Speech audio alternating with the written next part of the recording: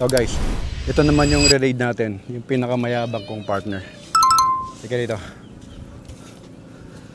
Guys, ito.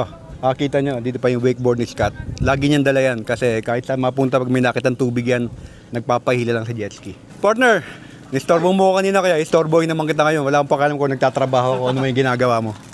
Nasaan yung totoong commander mo?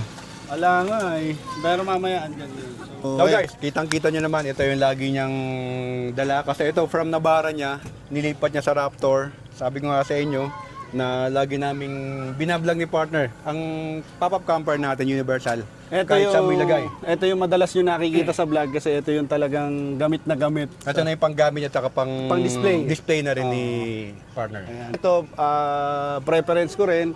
Etong alak, kung nakikita nyo, Walang kahilig-hilig kasi to. Wala, di ala akong hilig sa alak. Day 3 pa lang ha. Ubos na oh. Wala nang laman. Ang masaklap dito, pati baso ko nawala. Naubos. Ganyan kami dito sa Bababgamper. So ito, automatic owning natin. And then ito may tinry kami Ito may na... try kami dito ngayon na parang pang-enclosure niya pero lahat to net. Ah, yes. Oh. So meron ka sa front and both sides. So para in case na may bisita ka, gusto mong pa tulugin dito, pwede na rin naka-enclose na I-enclose rin. mo lahat yan. Tsaka presko kasi net lang. Through and Yes, through. so tapos dito, Ikot namin kayo.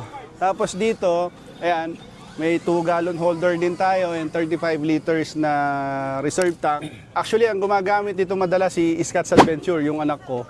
Ayan, may shower owning din. Dito siya naliligo pag may wakeboard siya. Ayan, kaya yung wakeboard din may handle din ng wakeboard. Kasi ito, intended talaga para kay Scott's Adventure. And minsan yung spearfish din, lalagay namin spearfishing na na gun.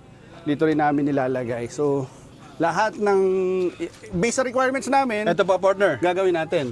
Ito, meron siyang moto carrier dito kasi meron na tayong bineben. Ino-offer ngayon sa shop na Yung Suron. Suron. Dito niya nilalagay yun. Actually, ang nagbigay ng idea nito si Si brother Alfred, Alfred Watermax kasi nga siya rin wala mahilig siyang kahilig-hilig sa motor. Oo, wala siyang kahilig-hilig sa motor. Para Ayan. sinukat ba? Ayan, no?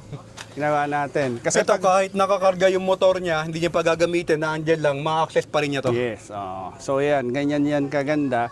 Tapos, silip tayo sa loob. Tignan natin. Tignan Baka na. nandiyan si Kumanyan, natutulog, magulpi ka partner. Oo nga. Tingnan natin, no? May natutulog nga, huwag na tayo masyado maingay. Ayan, no?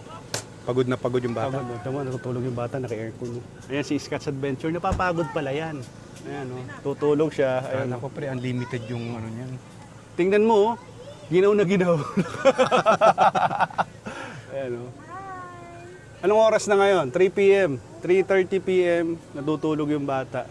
Napapagod pala. Napagod si Scott's Adventure. Hindi kasi nadali siya ng jellyfish. Na jellyfish. Nag-island hopping tayo, Tapos nag-swimming siya dyan. nag-island napagod. So, pero napapagod pala.